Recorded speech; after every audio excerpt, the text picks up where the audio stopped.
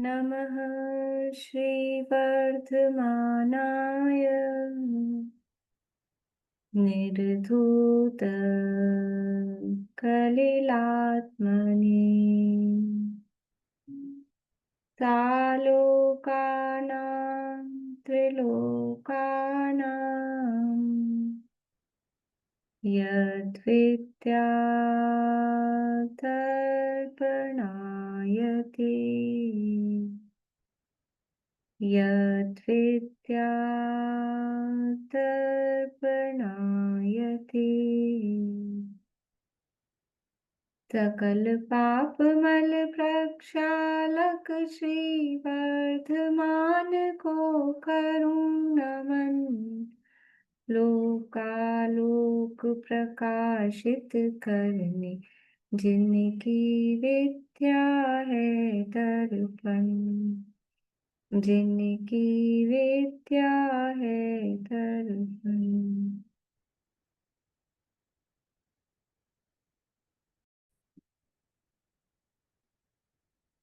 रत्नकर्ण शावकाचार्य नामक एक ग्रंथ है, आचार्य श्री समंतभद्र स्वामी द्वारा रचित।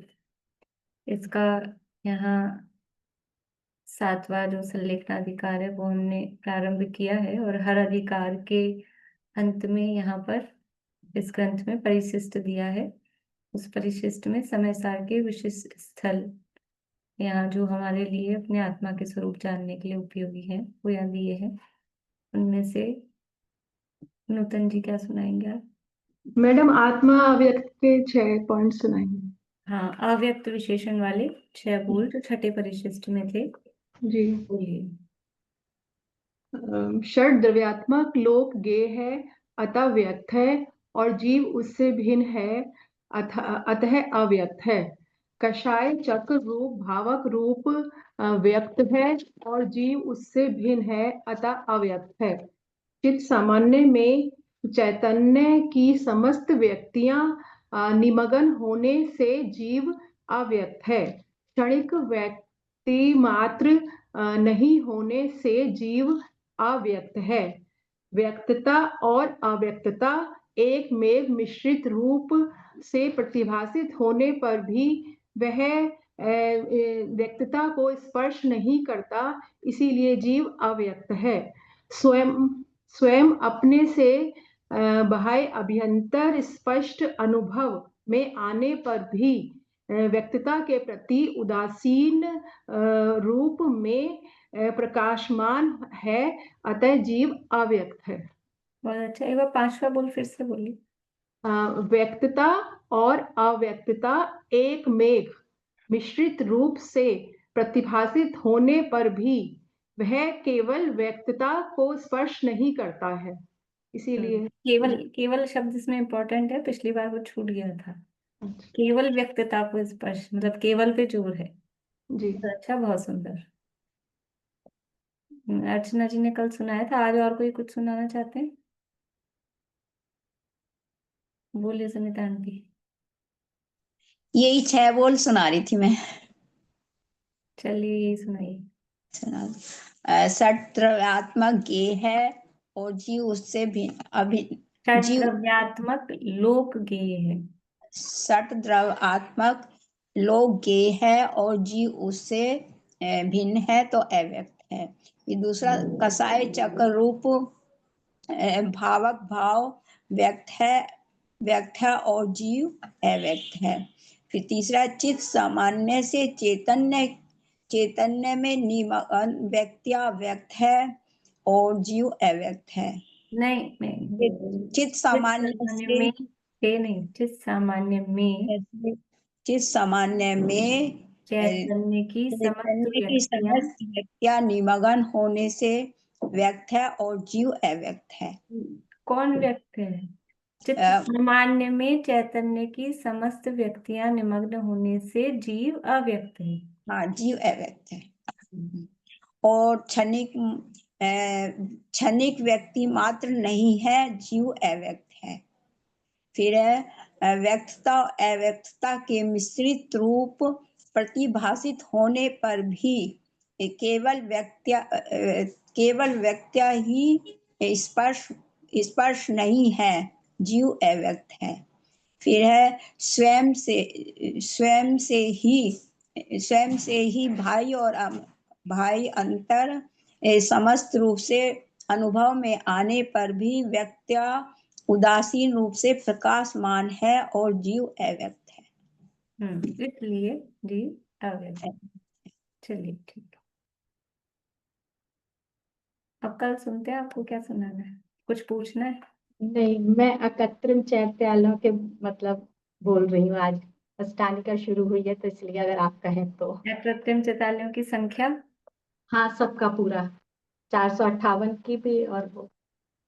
चलिए 458 कृत्रिम चैतालियों का हाँ, सुन। तो सबसे पहले मैं जम्बू द्वीप संबंधी 78 जिनालयों का बताती हूँ। सबसे पहले है सुमेर पर्वत संबंधी 16 जिनालय, ये तो सबको पता ही है। फिर सुमेर पर्वत के ही निकट 4 गजदंत पर्वत हैं, जो एक और निषद पर्वत से, दूसरी ओर नील पर्वत से जुड़े हुए हैं। 400 जन ऊंचे हैं एक तरफ, तो उन पर 4 जिनालय हैं। तो फिर उसके बाद में विंध्य क्षेत्र के सीता सीतोदा नदी से 4 खंड विभाजित हो गए हैं, पूर्व और पश्चिम में। उनमें चारों में 4 बख्छारगिरी पर्वत हैं, उन पर जिनालय हैं। तो ऐसे 16 बख्छारगिरी पर्वत संबंधी जिनालय हैं। उसके बाद में विजयार्द पर्वत संबंधी 34 जिनालय हैं, जिनमें एक भरत क्षेत्र में, एक ऐरावत क्षेत्र में और 32 विदेह क्षेत्र में है, जो उस क्षेत्र को 6 खंडों में विभाजित करते हैं। फिर इसके बाद में उत्तर कुरु और दक्षिण कुरु में जम्बू वृक्ष संबंधित और सालमील वृक्ष संबंधित एक एक जिनालय है। इस तरह से ये टोटल 78 जिनालय हैं। अब इन्हीं का क्या कुलाचल बता दी? हाँ, रह गया। 6 कुलाचल संबंधी जो हिमवनाथ पर्वत हैं, उनके 6 जिनालय हैं। तो इस तरह ये 78 जिनालय हैं। अब इन्हीं के 5 मेर संबंधी 80 जिनालय होते हैं। फिर बख्छारगिरी संबंधित भी 80 जिनालय हैं। गजदंत संबंधित 20 जिनालय हैं। विजयार्ध पर्वत संबंधित 170 जिनालय। अब इसके और कुलाचल पर्वत संबंधित 30 जिनालय हैं 5 खंडों में। इसके बाद में जम्बू धातकी शालमली, जम्बू खंड। शालमली। हाँ, जम्बू सालमिली के 20 जिनालय हैं।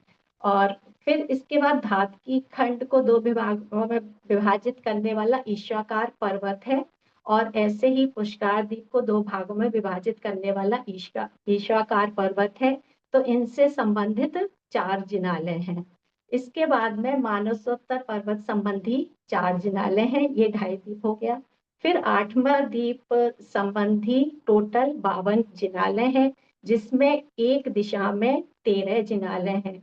बीच में एक अंजनगिरी जिनालय है। फिर चारों ओर 4 बाबकाओं में 4 ददमुख पर्वतों पर जिनालय हैं, और उन बाबकाओं के कोणों पर 2 रतिकर पर्वत हैं, उन पर जिनालय है। तो एक दिशा संबंधी एक अंजनगिरी, 4 ददमुखी और 8 रतकर पर्वत है। इस तरह ये 13 पर्वत है और चारों दिशाओं संबंधी 52 जिनालय हैं। इसके पश्चात में जो 11वां द्वीप है कुंडलवर, उसमें 4 जिनालय हैं। फिर 13वें द्वीप रुचकवर में भी 4 जिनालय हैं। इस तरह से मध्य लोक में 458 जिनालय हैं, और 7,72,00,000 अधोलोक संबंधी जिनालय हैं, और 84,97,023 ऊर्ध्वलोक संबंधी जिनालय हैं।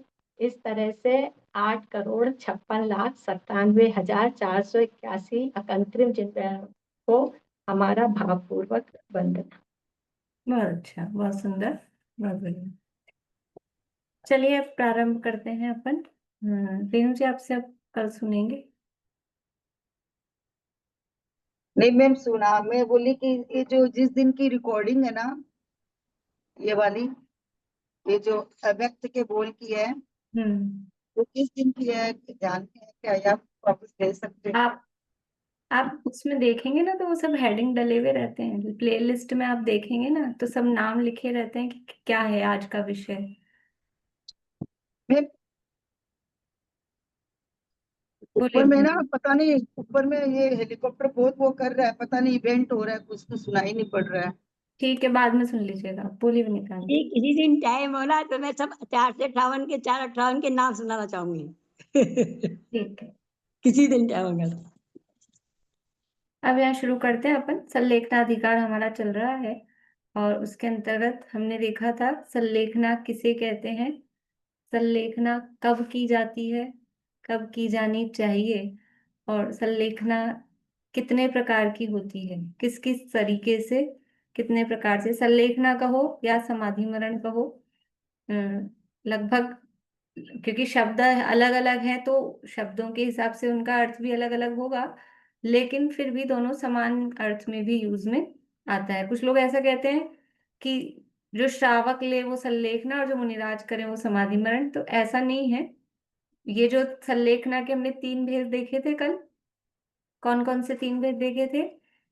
भक्त प्रत्याख्यान, इंगिनी और प्रायोपगमन। ये वाले 3 भेद ये मुनिराजों की अपेक्षा से हैं। किसके बताए थे ये? पंडित मरण के। मरण के 5 भेद किए थे। 17 प्रकार के मरणों में से प्रमुख 5 प्रकार के मरण। कौन कौन से 5 प्रकार के मरण थे? बोलिए निशा। पंडित मरण, बाल पंडित मरण, और बाल पंडित मरण, बाल मरण, और बाल बाल मरण। बढ़िया। बाल बाल मरण, हाँ।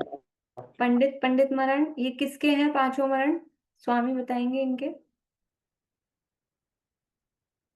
5 मरण किस किसके हैं? कविता जी।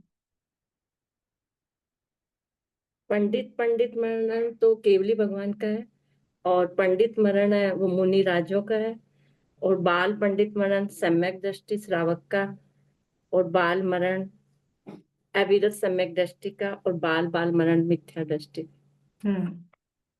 जो बाल पंडित मरण है तो वो सम्यक दृष्टि श्रावक यानी पंचम गुण स्थानवर्ती। इतना ध्यान रखना, कहीं श्रावक में चौथे वाले को नहीं गिनना उसमें, पंचम गुण स्थानवर्ती। तो पंडित मरण के हमने फिर 3 भेद देखे थे, भक्त प्रत्याख्यान, इंगिनी और प्रायोपगमन।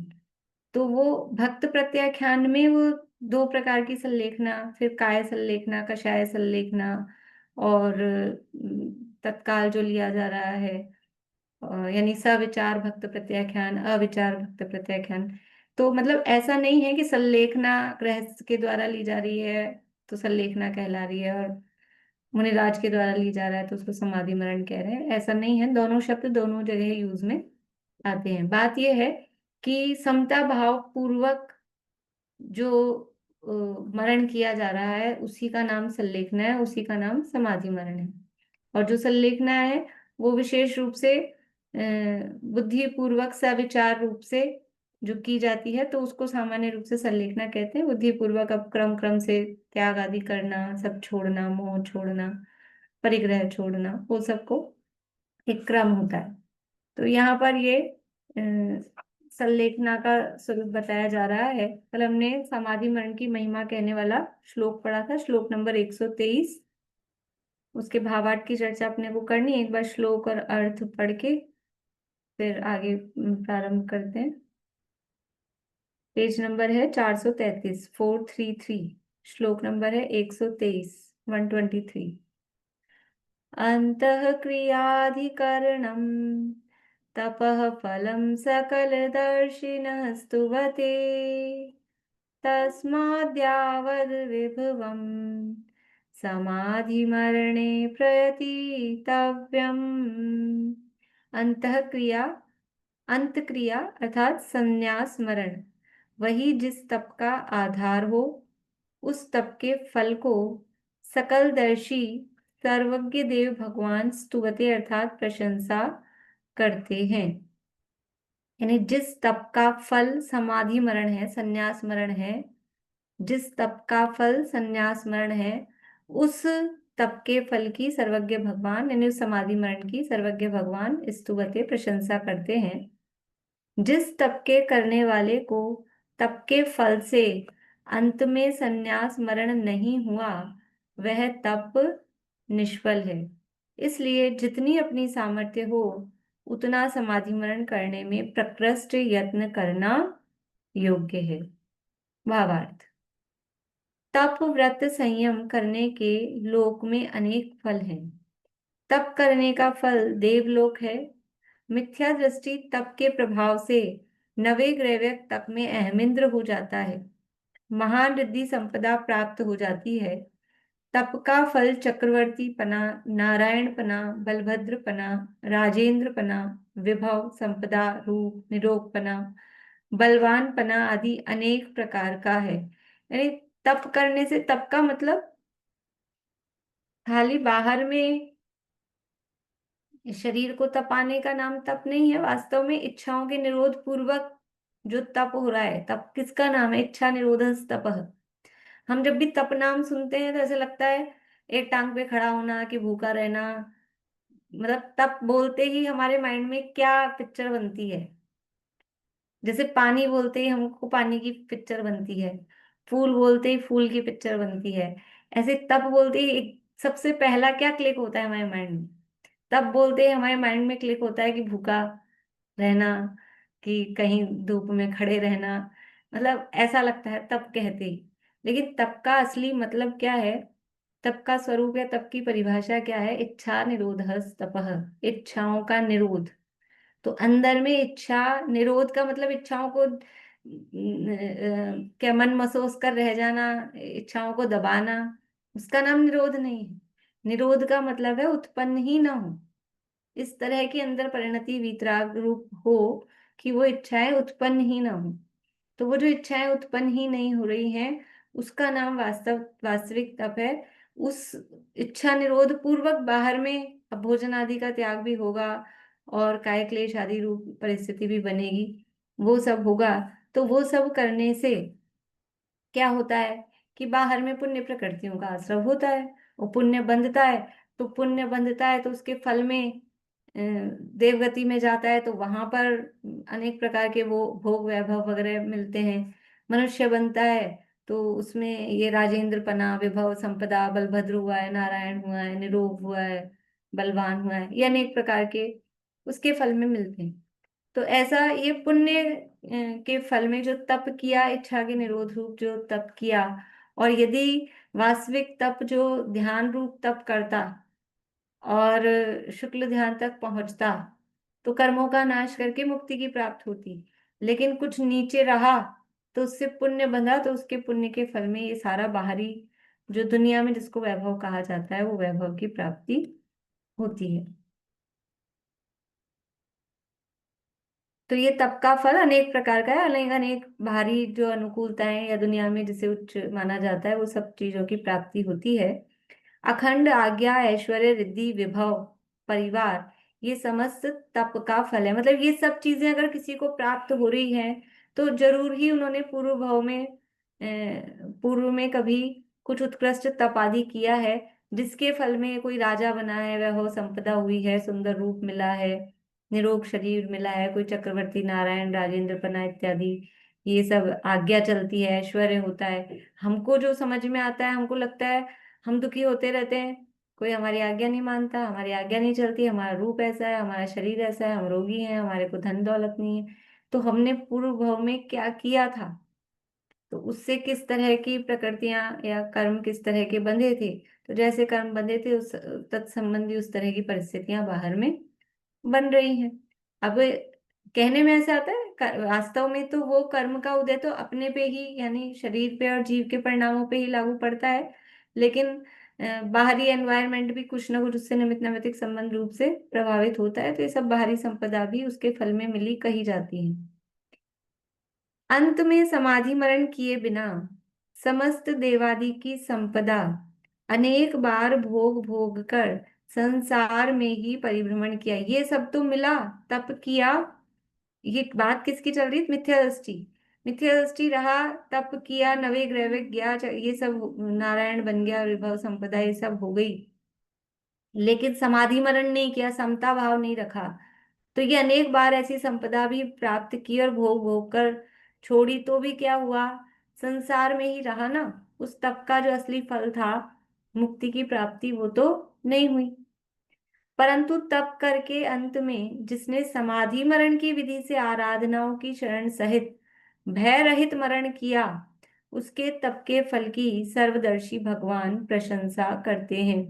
जिसने निर्भय होकर मरण से डरा नहीं, मरण को साहस पूर्वक स्वीकार किया कि मरण अवश्यंभावी है, निश्चित है, तो अपने आत्म में मरण से रहित, अपने को अजर अमर, नहीं जन्मू, नहीं मरता, नहीं घटता, नहीं बढ़ता, ऐसा जिसने अपने स्वरूप को स्वीकार किया, तो उसके द्वारा जो तप किया गया, उसके तप की प्रशंसा भगवान भी करते हैं। जिसने कोटि पूर्व वर्ष पर्यंत तप किया हो, किंतु अंत समय में यदि उसका मरण बिगड़ गया हो, तो उसका तप प्रशंसा योग्य नहीं है। देखो, क्या कोई करोड़ों वर्ष तक तप करे और फिर अंत समय में उसका परिणाम बिगड़ जाए? तो ऐसा हो सकता है क्या? किसने जीवन भर तप किया हो और अंत समय में उसके परिणाम बिगड़ गए हैं, समाधि मरण नहीं हुआ है, ऐसा संभव है क्या? हाँ कि ना?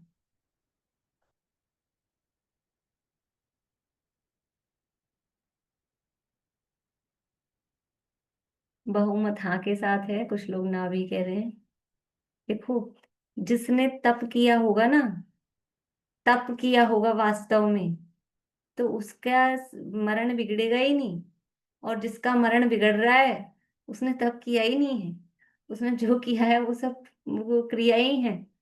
वास्तव में यदि अंदर तत्व ज्ञान उतरा हो, तत्व ज्ञान पूर्वक यदि बाहर में वो जो भी तपादि रूप से क्रिया की गई हो, तो वो मरण बिगड़ता ही नहीं है। और कह हमको ऐसे दिखते हैं लोग कि जीवन भर बहुत धर्म किया, बहुत धर्म किया, बहुत पढ़ा, बहुत स्वाध्याय किया, और अंत में ऐसा हुआ, ये हुआ, वो हुआ।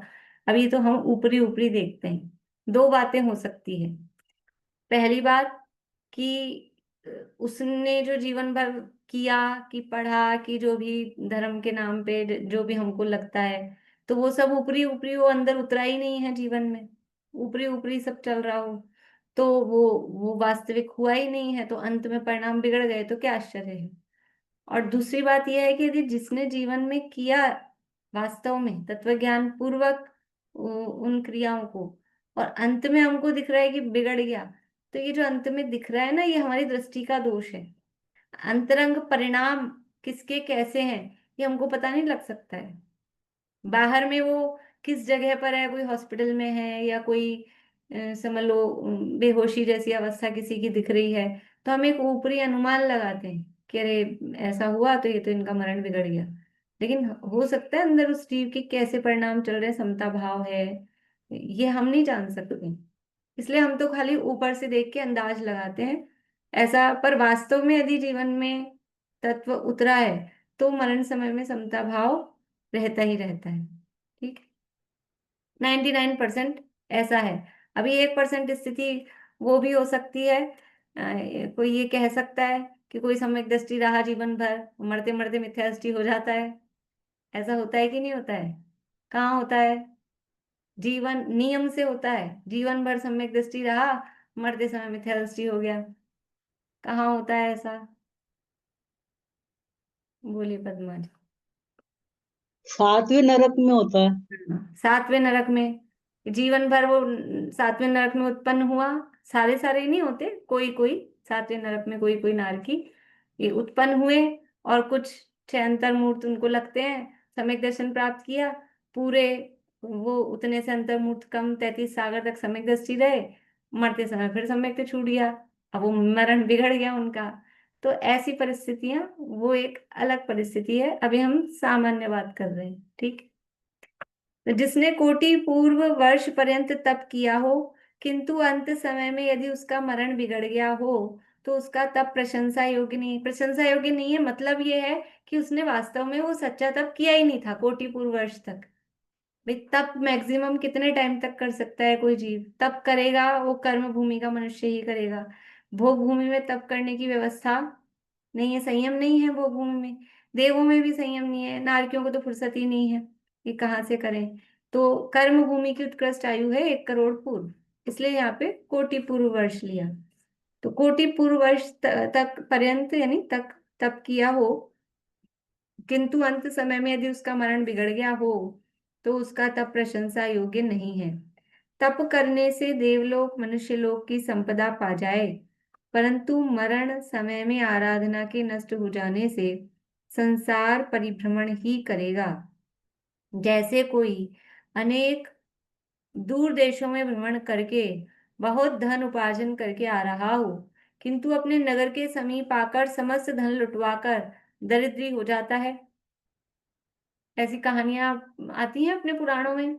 कोई वो सेठ था और वो व्यापार करने बाहर गया और बहुत धन कमा के आ रहा था। वो सागर दत्त की वो जो रत्न रख के गया था ना, सत्य घोष वाली कथा में आता है। तो खूब धन कमाया, खूब धन कमाया, जहाज भर के ला रहा था। और फिर क्या हुआ, पहुंचने ही वाला था किनारे पे कि फिर वो तूफान आ गया और वो जहाज सारा डूब गया। अब क्या हो गया, सब लुट गया। अब क्या रहा, तो क्या कमाया, जीरो हो गया, भिखारी हो गया। तो ऐसे कह रहे हैं कि वहां धन लुटवा कर दरिद्री हो जाता है। उसी प्रकार संपूर्ण जीवन भर पर्याय में तप व्रत संयम धारण किए रहा, किंतु अंत समय में आराधना नष्ट कर दी, तो वह अनेक भवों में जन्म मरण करने का ही पात्र होगा। देखो, जैसे सातवें नरक की नारकी का भी उदाहरण हम ले रहे हैं ना, तो अंत समय में उसने अपनी आराधना नष्ट कर दी, सम्यक्त को नष्ट कर दिया। किसकी गलती है? किसकी गलती है? कि था पर्यायगत योग्यता है, उसकी क्या गलती? गलती तो उसी की है ना। उपादान कौन है? वो सम्यक्त को छोड़ने का उपादान किसने छोड़ा, किसमें छूटा? उसी जीव ने। खुद ने ही मिथ्यात्व रूप परिणाम उसने किए। तो वो विराधना की ना, अब उसका फल क्या है कि अगले भाव में वो जितनी भी उसकी आयु है, अगले भाव में सम्यक्त भी प्राप्त नहीं कर पाएगा वो।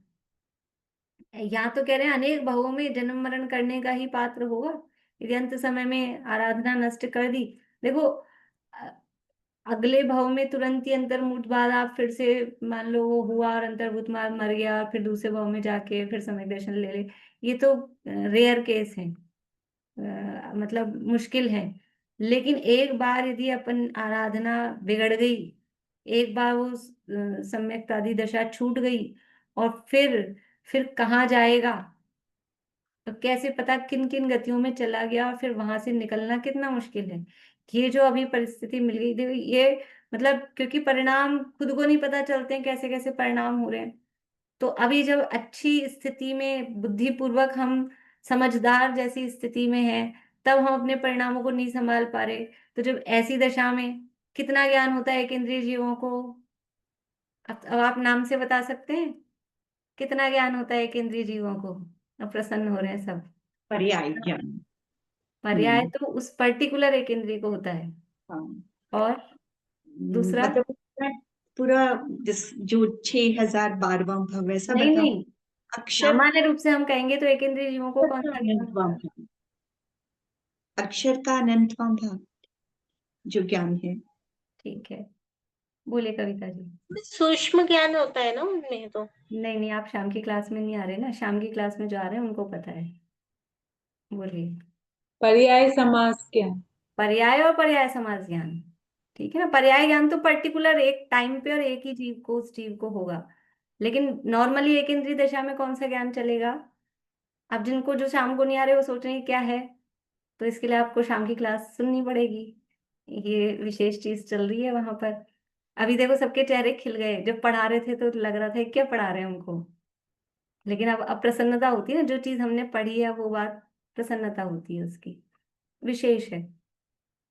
तो वो इतना सा ज्ञान रह गया वहां। अभी हमको कितना ज्ञान है, मतलब कितना हम ज्ञान, मतलब हम समझ सकते हैं, मन है, बुद्धि है, और वहां इतना सा ज्ञान है। फिर वहां चला गया, क्या करेगा? फिर बहुत मुश्किल है। इसलिए कह रहे हैं कि अगर एक बार ये आराधना नष्ट कर दी तो वह अनेक भवों में जन्म मरण करने का ही पात्र होगा। इसलिए ये यानी जो हमको मिला है, जो हमको मिला है वो आगे बढ़ने के लिए मिला है, उसका सदुपयोग करना। मतलब दुनिया में भी क्या कहा जाता है ना, कि कुछ हमको धन मिला तो उस धन को नष्ट ना करें, उसका सदुपयोग करें कि वो और आगे वृद्धिंगत हो। यही तो कहते हैं भाई। धन कौन सा, किस धन को धन कहते हैं या पूंजी कहते हैं? कि जिस धन से और धन कमाया जाए। तो अभी हमको ये जो धन मिला, जो ज्ञान धन मिला, या जो इस मनुष्य पर्याय रूप धन मिला, इसका सदुपयोग क्या है कि ये इतना सा ज्ञान मिला है ना हमको अभी अक्षर समास तक का इतना ही ज्ञान है, पद का भी ज्ञान नहीं है। तो इतने से ज्ञान को, इस अक्षर समास ज्ञान को, और हम वहां केवल ज्ञान के साथ इसको कनेक्ट करें तो ये इस ज्ञान की सार्थकता है, यानी इसको केवल ज्ञान में ले जाकर पहुंचाएं, वो इसका सदुपयोग है। और अधिक इसको हम कैसे वृद्धिंगत करें, तो उसकी, अब वो कैसे होगा, किताबें पढ़ पढ़ के नहीं होगा। अभी हमको इतना सा ज्ञान है, अब हमको केवल ज्ञान करना है, तो कितनी किताबें पढ़ें कि पूरे भारत में अलमारियां लगा दें और उसमें किताबें भर दें और सारा का ज्ञान अपने अंदर भर लें तो केवल ज्ञान हो जाएगा? ये कुछ नहीं होगा। कि एक को जानो, केवल यानी भगवान किसको जानते हैं? लोकालोक को नहीं जानते, एक को जानते हैं। एक अपनी आत्मा को जानना, वही वो ज्ञान की परिपूर्णता को प्राप्त करने का उपाय है, संसार परिभ्रमण से बचने का उपाय। देखिए आगे, अब संलेखना ग्रहण करने के प्रारंभ में क्या करना चाहिए, यह कहने वाला श्लोक कहते हैं। अब संलेखना ग्रहण करनी है, तो ये कौन सी संलेखना? समझ लो कि ये जो विधि पूर्वक जो संलेखना धारण की जा रही है, उसके लिए वो सबसे पहले क्या करे, तो ये बता रहे हैं। 124 नंबर का श्लोक है, पेज वही है 433। श्लोक बोलती हूँ, बोलिएगा सुमन जी पीछे। स्नेहं वैरं संगम, स्नेहं वैरं संगम, परिग्रहं चापहाय शुद्धमनः, परिग्रहं चापहाय शुद्धमना, स्वजनं परिजनमपि च, स्वजनं परिजनमपि च, शान्त्वा क्षम्येत् प्रियैर्वचनैः, शान्त्वा शमयेत् प्रियैर्वचनैः। स्नेहं वैरं संगं, परिग्रहं चापहाय शुद्धमना, स्वजनं परिजनमपि च, क्षान्त्वा क्षम्येत् प्रियैर्वचनैः। स्नेहं वैरं संगं, परिग्रहं चापहाय शुद्धमना, स्वजनं परिजनमपि च, शान्त्वा शमयेत् प्रियैर्वचनैः। क्षम्येत्, थोड़ा जल्दी बोलेगा, त हलन्त क्षम्येत् प्रियैर्वचनैः। स्नेहम, स्नेहम स्नेह, वैरम बैर, स्नेह यानी प्रेम, बैर यानी द्वेष का परिणाम, संगम संग, परिग्रह ममत्व का भाव, वो संगम, और परिग्रह यानी बहिरंग परिग्रह। संगम में अंतरंग परिग्रह को ले सकते हैं, परिग्रह में बहिरंग परिग्रह। च अपहाय, च यानी और, अपहाय यानी छोड़कर, शुद्ध मना, शुद्ध मन से, विशुद्ध परिणामों से। ऐसा नहीं किसी मायाचारी, किसी छल कपट से, किसी कषाय के वश होकर, क्रोध से, मान से, माया से, लोभ से, ऐसा नहीं, शुद्ध मन वाला, शुद्ध हृदय वाला होकर। स्वजनम यानी अपने जो घर के लोग हैं, कुटुंबीजन, उनको कहते हैं स्वजन। और परिजन, परिजन का मतलब है और परिकर के आसपास के जो लोग हैं, वो परिजन। स्वजनम और परिजन, उन परिजनम अपि यानी उनसे भी, च यानी और, शांत्वा, शांत्वा यानी क्षमा कराकर, और शमयेत यानी स्वयं भी क्षमा करे, उनसे क्षमा कराए मतलब क्षमा मांगे, और शमयेत यानी क्षमा करे, प्रिय वचने, प्रिय वचने यानी मधुर वचनों, प्रिय वचनों के माध्यम से, यानी प्रिय वचनों के माध्यम से स्वजनों और परिजनों, परिजनों से, जो भी अपने परिकर में, अपने घर में और अपने आसपास के अपने रिश्तेदार जो भी हैं, परिजन में मतलब जिन जिन से हमारा संपर्क होता है, उन सब से क्षमा मांगे और उन सबको क्षमा करे। कैसे करे? कि स्नेह और बैर यानी राग द्वेष, और संगम यानी जो भी ममत्व का भाव है, अंतरंग परिग्रह है, और परिग्रहम बाहिरंग परिग्रह, इन सबको छोड़कर शुद्ध मन वाला, स्वच्छ हृदय वाला, मन में किसी भी तरह का छल कपट इत्यादि न रख करके और सबसे जो भी स्वजन परिजन है उनसे क्षमा मांगे और क्षमा करे, मधुर वचन बोलकर उनसे क्षमा मांगे और क्षमा करे। देखिए अर्थ, स्नेह बैर संग परिग्रह, इनका त्याग करके शुद्ध मन वाला होकर स्वजन तथा परिजनों के प्रति क्षमा ग्रहण करके तथा आप भी समस्त परिजनों से प्रिय रूप वचनों के द्वारा क्षमा मांगकर क्षमा ग्रहण करावे। देखो, क्षमा ग्रहण करके मतलब पहले पहले का है क्षमा ग्रहण करके। जब भी क्षमा वाणी की बात आती है ना, तो हम तो क्षमा वाणी में क्या क्षमा चाहते हैं बस, मतलब हम मांग रहे हैं ऐसा ही उसमें दिखाते हैं। लेकिन क्षमा मांगने से पहले खुद के क्षमा भाव धारण करना। पहले पुराने जब हम छोटे थे, आप लोगों ने भी देखे होंगे, पोस्ट कार्ड आते थे क्षमावणी के, मोबाइल वोबाइल तो थे नहीं, तो क्षमावणी के पोस्ट कार्ड छपे छपाए मिलते थे और उसमें लिखा रहता था, मैं स्वयं क्षमा भाव धारण करता हूँ तथा आपसे भी क्षमा याचना करता हूँ। ये लाइन उसमें लिखी रहती थी। यानी पहले खुद क्षमा भाव धारण करे, खुद तो अपना, देखो क्षमा भाव धारण करने में क्रोध का त्याग है और क्षमा मांगने में मान का त्याग है। जिसको घमंड होगा वो क्षमा मांग नहीं सकता और जिसको गुस्सा आ रहा होगा वो क्षमा कर नहीं सकता। तो क्रोध का भी त्याग है और मान का भी त्याग है, दोनों। तो क्षमा भाव धारण करे, पहले हम आपके प्रति हमारे मन में कोई भी ऐसा भाव है कि आपने हमारा ये किया वो किया बुरा किया, कुछ भी अगर ऐसा मन में रखा है, तो उन सबके प्रति हम खुद पहले क्षमा भाव धारण करते हैं। हमारा मन आपकी तरफ से साफ है, कुछ अब आपका हमको ऐसा नहीं है, अब आपसे भी हम क्षमा चाहते हैं, आप भी अपने मन को स्वच्छ करें, ऐसा ये त्याग करे। मतलब समाधि मरण की जो भावना रखता है, संलेखना की जो भावना रखता है, तो कहाँ से उसकी स्टार्टिंग हो रही है? क्या खाना छोड़ें सबसे पहले संलेखना में? ये खाना वाना छोड़ना है वो तो पता नहीं, इसमें बताएंगे कब बताएंगे, बहुत कम है।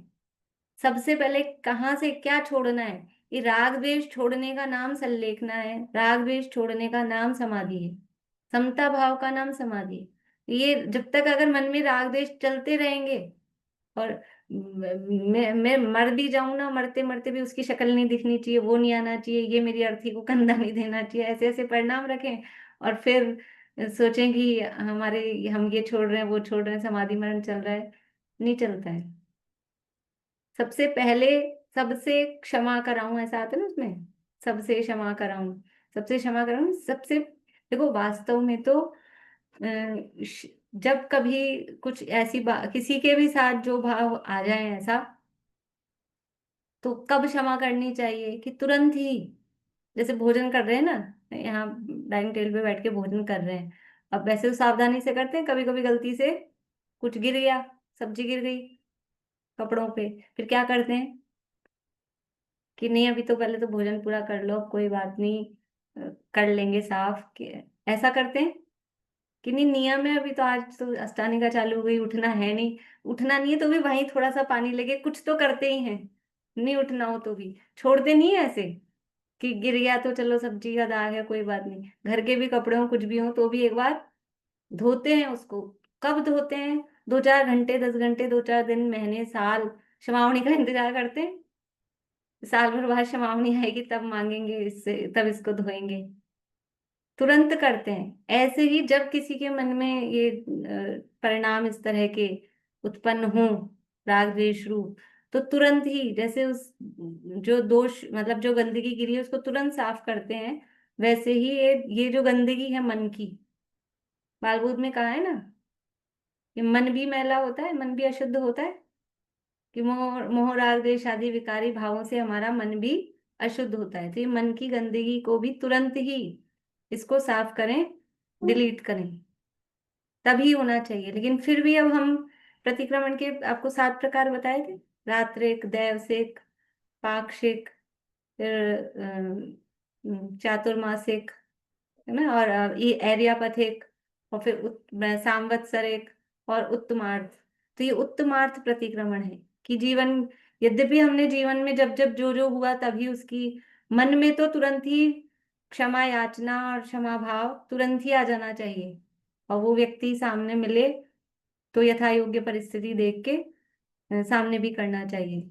लेकिन जब ये जीवन का अंत समय आ रहा है, तो जिसके साथ जो भी कुछ हमारी राग द्वेष रूप बातें हुई हो, तो उनसे क्षमा भाव करना चाहिए। और उससे साथ में स्नेह और बैर तो राग द्वेष छोड़े ही हैं, और संग में भी अंतरंग जो हमारा ममत्व का परिणाम है, व्यक्तियों के प्रति भी और वस्तुओं के प्रति भी, परिजन परिकरों के प्रति भी, व्यक्तियों के प्रति भी जो मूर्छा का परिणाम है, और जो घर में जो भी वस्तुएं हैं उनके प्रति भी जो मूर्छा का परिणाम है, उस सबको ही छोड़कर, दोनों तरह का त्याग करके, शुद्ध मन वाला होकर और सबसे क्षमा ग्रहण करके क्षमा मांगे, ऐसा यहाँ पर कहा है। देखिए भावार्थ 434 पेज है। सम्यक दृष्टि के स्नेह तथा बैर दोनों का अभाव होता है। तो सम्यक दृष्टि के राग द्वेष नहीं होते हैं क्या? सम्यक दृष्टि हो गया तो फिर वितरागी हो जाएगा पूरा का पूरा। देखो जो यहाँ कहा है तो समझना उसी कि मिथ्यात्व और अनंतानुबंधी जो राग द्वेष है उसका अभाव है, और सम्यक दृष्टि के राग और यानी स्नेह और वैर यानी राग और द्वेष दोनों का अभाव होता है। इसका और मतलब क्या है कि सम्यक दृष्टि उसका कर्ता नहीं होता है। सम्यक दृष्टि अपने आप को उस राग द्वेष का कर्ता या ये मैं करता हूं ऐसा नहीं मानता है। मिथ्या दृष्टि तो उसको अपना स्वामी मानता है, पर सम्यक दृष्टि ये जो भाव हो रहे हैं जो अपने स्वभाव भाव नहीं है, जितने भी भाव हो रहे हैं, सम्यक दृष्टि उसको अपना नहीं मानता है, उसका स्वामित्व ग्रहण नहीं करता है, इसलिए उसका उनके अभाव होता है। जैसे कि जो भी कोई गलत काम हो जाता है, गलत काम मीन्स हम भोजन बनाते हैं तो रोटी जल जाती है, तो क्या हम उस रोटी को जलाने के कर्तापना को ग्रहण करते हैं, स्वामी होते हैं कि आज तो मैंने रोटी जलाई? ऐसा कोई बोलता है कि आज तो जल गई? ये एक दो काम बीच में आ गए, इधर उधर ध्यान चला गया तो रोटी जल गई कि दूध उफन गया, उसका कर्ता नहीं होते। ऐसे ही सम्यक दृष्टि के भी राग द्वेष हो तो रहे हैं तीन कषाय जन्य, लेकिन वो होते हुए राग द्वेषों को भी वो जानता ही है, वो उसका कर्ता नहीं होता, करना नहीं चाहता। और जितने हो रहे हैं वो अपना स्वरूप नहीं है, स्वभाव नहीं है, उसका अभाव ही चाहता है, इसलिए उसके दोनों का अभाव होता है, ऐसा कहा है। और सीधी सीधी सी भाषा में कहें तो अनंत अनुबंधी जन्य राग द्वेष आदि उसके नहीं है। लेकिन अप्रत्यख्यान आदि राग द्वेष आदि जो भी हो रहे हैं उसका भी कर्तृत्व उसके सिर पे नहीं है, वो उसको करने वाला नहीं होता है।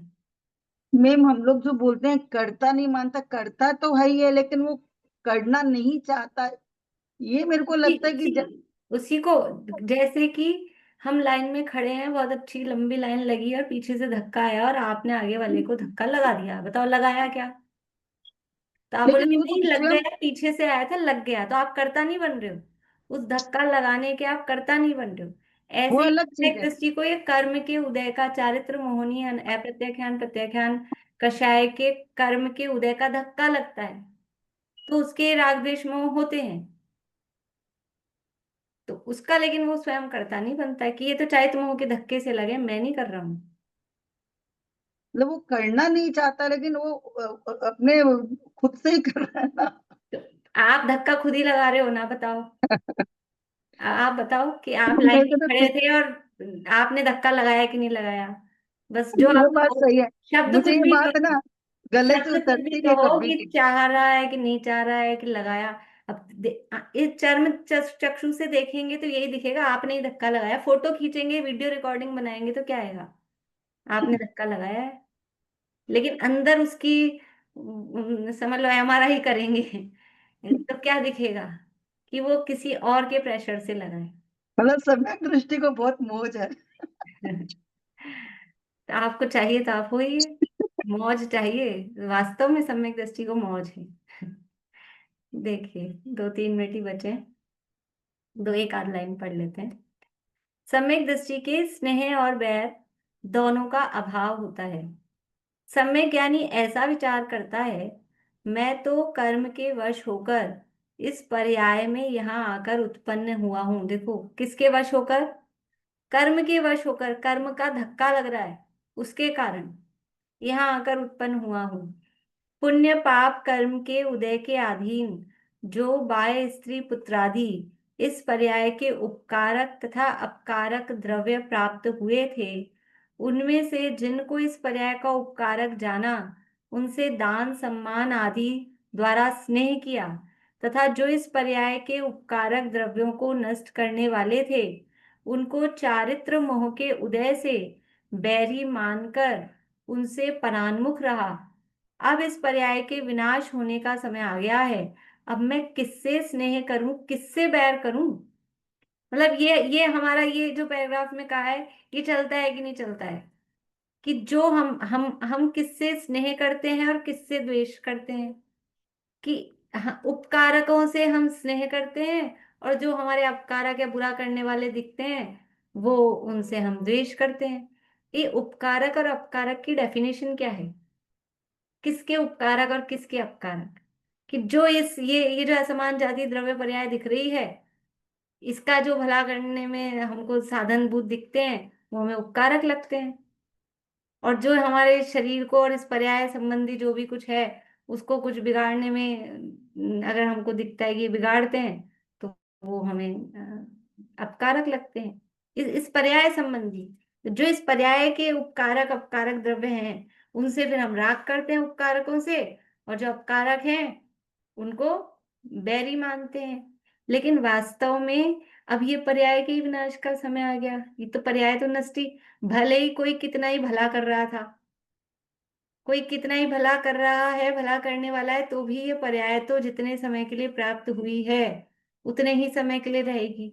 और कोई कितना ही बुरा कर रहा था, बुरा चाह रहा था, लेकिन ये पर्याय जितने दिन रहनी थी, उतने दिन रही ही रही।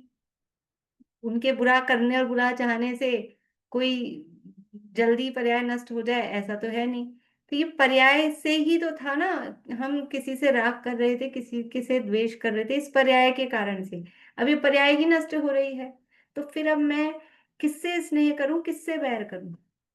वास्तव में इस पर्याय के कारण ही तो मैं राग द्वेष कर रहा था, और ये पर्याय ही नहीं टिक रही है, तो फिर मेरे राग द्वेष करने का आधार ही क्या है? इसलिए अभी मतलब अलग अलग तरीके से बताएंगे। तो यहाँ पहले ये एक तरीका है विचार करने का, कि जब ये पर्याय ही नष्ट हो रही है, तो फिर मैं किसी से अब जब ये जैसे अपन कहीं रह रहे हो, कहीं गए, समझ लो कहीं ट्रांसफर होकर गए हैं, या कहीं कुछ दिनों के लिए गए हैं, तो वहां जब तक रहना है, तो वहां अपना थोड़ा व्यवस्था बनाने में कोई सहयोग करते हैं, तो अपन थोड़ा हाँ भाई उनसे प्रीति प्रेम से बोलते हैं, रहते हैं। अब वहां से ट्रांसफर हो गया, पता है दोबारा आएंगे ही नहीं, तो अब ज्यादा उनसे, या ट्रेन में समझ लो, ट्रेन में कोई लोग मिलते हैं, तो इतनी सी देर के लिए 2-4 घंटे 10 घंटे जितनी देर का सफर है, उतनी देर के लिए थोड़ा अच्छा मीठा बोल लेते हैं। अब वहां से छूटे, कभी ऐसा हुआ जिंदगी में इतनी बार ट्रेन में सफर किया हो कि कोई दोबारा से वापस मिल गया हो?